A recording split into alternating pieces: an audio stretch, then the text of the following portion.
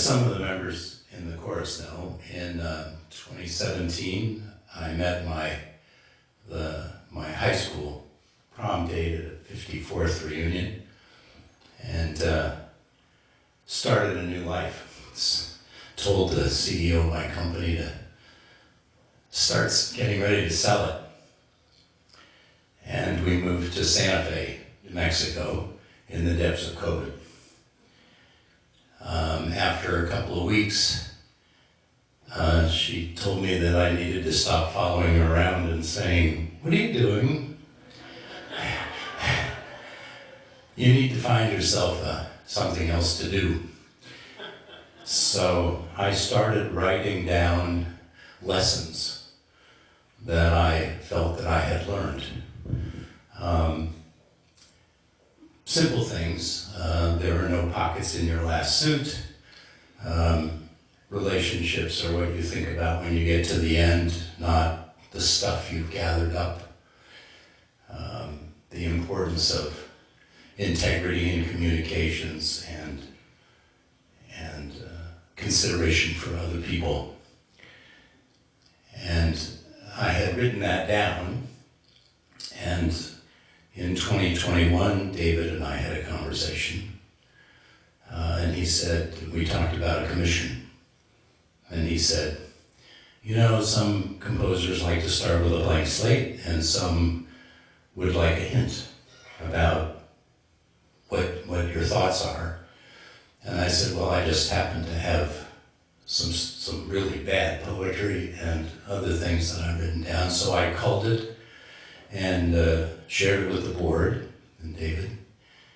One of my friends had said, I shared it with her, and she said, oh, this is very dark.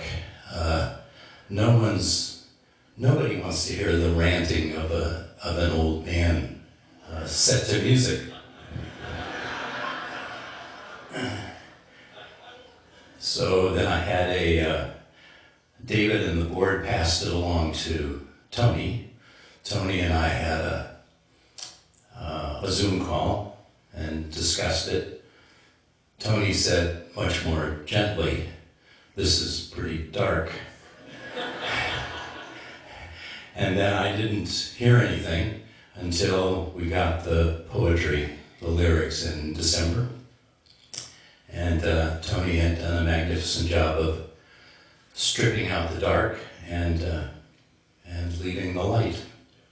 And with that, we'll bring back Tony up to talk about how he went from an idea to lyrics. Thank you, Dan. Yeah, it was pretty dark, but there was a lot of wisdom in what Dan shared with me, and I read it over and over and over, and themes began to appear. And one of the most important changes that I got was how people respond to change. Change is inevitable. There are all sorts of different kinds of changes and transformations and transfigurations that happen to us along the way. And it was wonderful for me to gain the wisdom of someone who's had more life experience than I, and what they had learned. And so what I did was I tried to use this idea of change and transfiguration as a kind of house. And then I wanted to look into that house through different windows, different ways into that idea of change.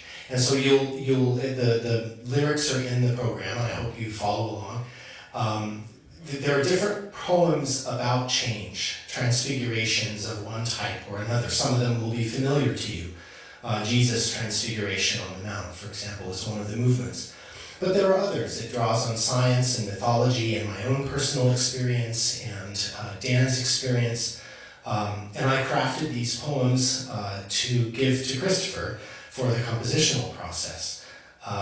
Christopher and I had a long conversation as well about the story arc of the piece, the kind of mood, what kind of musical world was he going to create, and that helped me to know, helped inform what sort of poetry I was going to provide for him. So I sent a big email of poetry to Christopher, and then he got started in his process.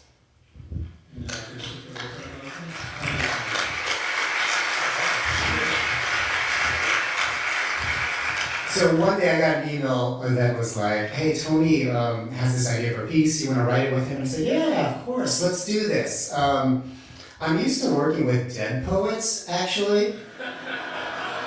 That's a very different process. But Tony's been great, actually. Early on, he sort of said, how can I structure these to bring out the best in what you do? And so I told him, I like things that are more metrical, for example. We talked about concept as well.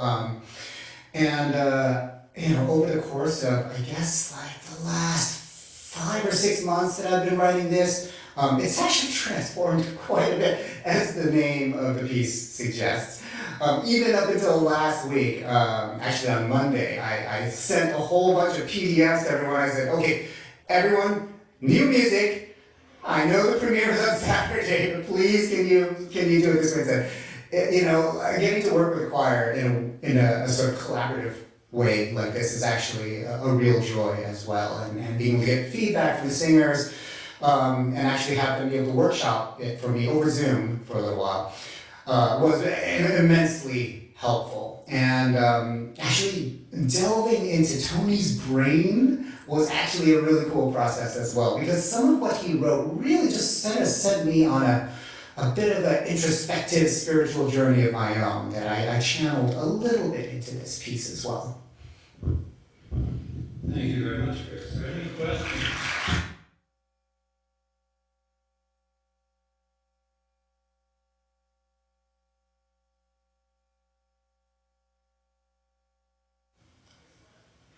How long did it take to write the poetry?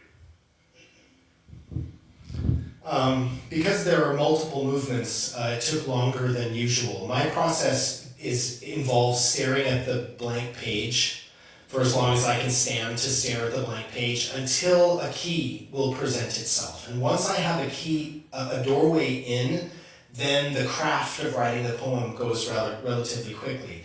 So I worked on one, started another, sent the one to Chris, and so on. So I would say it took, maybe a month or so. Hot mic. It took about a month or so to write all the poems. Yeah. Any other, here's the question. Could you tell us, just like in a minute or so, if possible, the beginning, the movement through, and how it ends, just from an emotional standpoint? So repeat the question. Okay, so can I sum up in a minute the sort of arc of the piece? One of the first poems that Tony sent me was Photon, actually, and it starts with this idea of, love being sort of a pulse that one gets, actually. It starts from the sun. There's a sort of a scientific dimension to this, but this idea that love is transmitted to you and then it blossoms within you and it takes shape. That was that's the starting point of the suite. Tony didn't actually prescribe to me how to order the poems. He just sort of left it to me, which is actually a really helpful thing when your lyricist does that. But we actually sort of wound up on the same order ourselves anyway. And in particular, we wanted to end on, I would say, the more spiritual pieces. Yeshua is about the transfiguration with a capital T. And Tatvanasi is it's Sanskrit, and it's an inscription on a temple in Chorale, India. So I read a story about it. Basically, if you want to go pay homage at this temple, you have to actually spend something like a month beforehand eliminating this sense of self within you. And then you spend like a week making your way up to this temple on a mountain. And once you get there, and by the way, this whole month, you've been searching for some sort of spiritual meaning, some sort of, understanding of who you are. Once you get to the temple, the words Tatvam and Si are printed on the gate, and that means thou art that. And what it's saying is, that thing that you are looking for, you are it. And I read this, and I thought, whoa, that's heavy stuff. It really made me personally sort of write in a more instinctual sort of way on this piece. I mean, what you'll hear is the instrumentation is a little unusual, and that kind of harkens to the fact that actually I spent much of my youth here in the Bay Area, actually in Palo Alto, playing in jazz combos. I was a bassist all through high school and college, and I played a lot of jazz. And once I sort of latched onto this idea of just actually listening to my inner child in a way, I thought, you know what, let's just have a whole lot of jazz bass going on in this piece. So, you know, I think when I try to write something new, I do try to inhabit it just a little bit from like a thematic standpoint. And in this one, the idea of transfigurations hit home for me because I'm a man who's now 47 years old, I have a 5-year-old of my own, I'm trying to raise her with certain life lessons. And so the essence and the genesis of this piece, wisdom handed from one generation to another, really resonated with me. And so in the course of writing this, not only am I trying to find wisdom to pass on to my daughter Penny, but I'm also trying to find myself in a way. Tattvamasi. I am that. One last question. What are some of your compositional or poetic inspirations for writing a piece? And this goes for both Christopher and Tony. Well, what were our inspirations? Well, my poetic inspirations are drawn from a whole bunch of different life experiences. And I'm a history professor, an ancient and medieval history professor in Kansas. And so I drew on my own reading and my own understanding of life, bubbled through Star Wars and Joseph Campbell and teaching world religions and reading Latin. There's a movement based on Ovid in this work. So my inspiration just comes from all over the place. I just sort of let it hit me, especially for this piece. Okay, so my inspiration is probably not what you're going to expect at all, but we're going back to Chris being on a journey of spiritual discovery while writing this piece. Now, and Chris raising a 5-year-old. Now, I grew up with a huge love of the Beatles. And so when my daughter Penny started being, interested in music, I'm like, I gotta get her hooked on the Beatles now, right? Because quality music, right?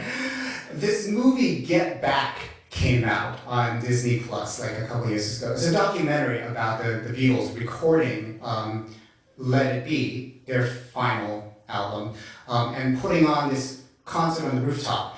And what I got out of watching that is, first of all, they're fantastic, and Paul McCartney is my spirit animal. But also, there was a real go with your gut feel to that, because in everything else in my life, I'm a very meticulous composer. This sort of I spent much of this last year actually writing an opera, and that is a very, very painstaking, very deliberate process where everything gets vetted and you check your gut at every single second, and you're just really, really just carefully crafting something.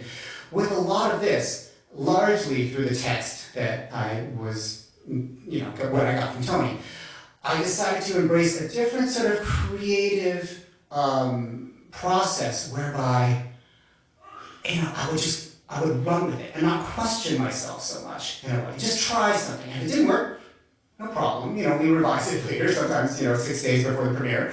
But, I think in a way, watching musicians from another genre of music at the height of their abilities really inspired me to try doing things in different ways myself. Thank you both for your time.